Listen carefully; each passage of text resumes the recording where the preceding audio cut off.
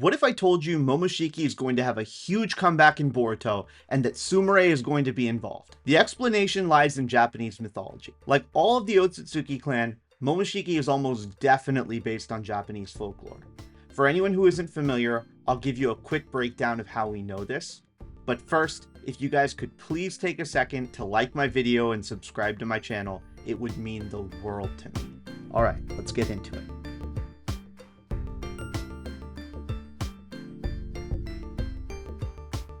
Before we get into the folklore, I want to quickly touch on some of the parallels that we've seen so far between Momoshiki and Boruto, especially early on, and how in so many ways, Momoshiki is both an allegory and also an antithesis of Boruto's journey, despite both of them going through very similar stuff. We're given our proper introduction to Momoshiki when Kinshiki introduces him to a crowd of people at the Chunin exams. He introduces him as Lord Momoshiki, which is not only denotes his highborn status among the Otsutsuki, but also denotes the respect that he carries. Similarly, Boruto is a highborn son of the current Hokage, the grandson of the 4th Hokage, and prince of the Hyuga clan. In fact, Katasuke refers to Boruto during the same arc as Young Lord. Momoshiki and Boruto are both geniuses, but both seem to be lazy and take shortcuts to achieve their desired results. Especially early on in the story, we see that out of Boruto. For Momoshiki, that comes through chakra pills, and for Boruto, that comes from the scientific ninja tool that he uses during the Chunin exams. But the way in which I would say that Momoshiki is the perfect antithesis to Boruto is his reaction to the adversity, and this is what made Momoshiki's big threat to Boruto at the end of part 1 such a failed attack. Momoshiki assumed that Boruto would fall into despair the same way that someone like him would. Because after all, Momoshiki is the exact kind of person that would give up as soon as he's confronted with adversity. So now let's get into the folklore. Each of the villains of the Otsutsuki clan that we've interacted with so far are based on legends from Japanese folklore. For example, Ishiki is a reference to Isun Boshi, a micro-sized hero that uses his small size to defeat an Oni, or Japanese demon, and then manipulates the Chancellor's daughter into marrying him. Kaguya is a story based on Kaguya Hime from the Bamboo Cutter.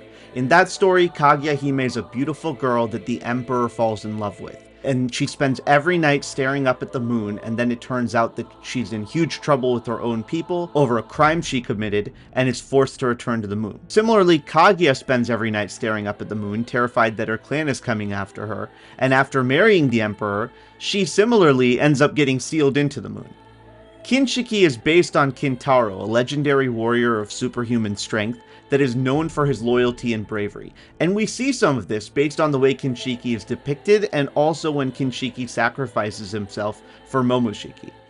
Urashiki from the anime is based on Urashima Taro, a legendary fisherman who travels through time on a turtle. Sound familiar? Momoshiki is based on Momotaro, the Japanese peach boy, a very famous folktale in Japanese culture.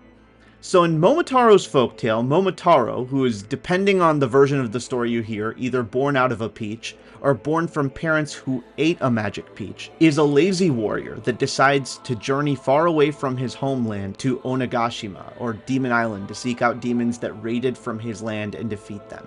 He eats kibidango, which are round millet balls, and on his journey he teams up with a monkey, a dog, and a pheasant to defeat the demons of Demon Island and retrieve his plundered items, as well as capture the demon chief who he brings as a prisoner. So what are the similarities between Momoshiki and Momotaro?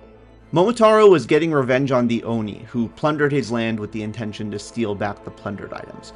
Momoshiki is similarly supposedly on a revenge tour because Kaguya stole from him. Momotaro ate kibidango, which in traditional Japan were dumplings consisting of millet balls, and are served today as sweet mochi balls. Momoshiki eats chakra balls, which give him strength.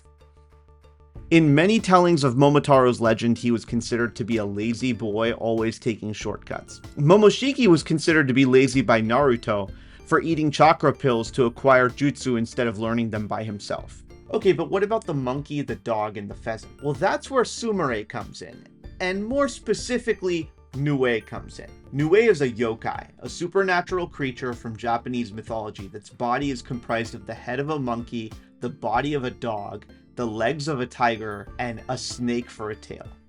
So there's the dog and the monkey, but interestingly enough, the Nue were originally represented in Japanese historical mythology as pheasants. So how are Nue and Momoshiki going to work together? Well, there are really only two explanations that make the most sense. One explanation is that Momoshiki has a redemption arc and then teams up with Boruto and Sumire to take down an adversary. Very possibly the Shinju, or maybe something later down the line.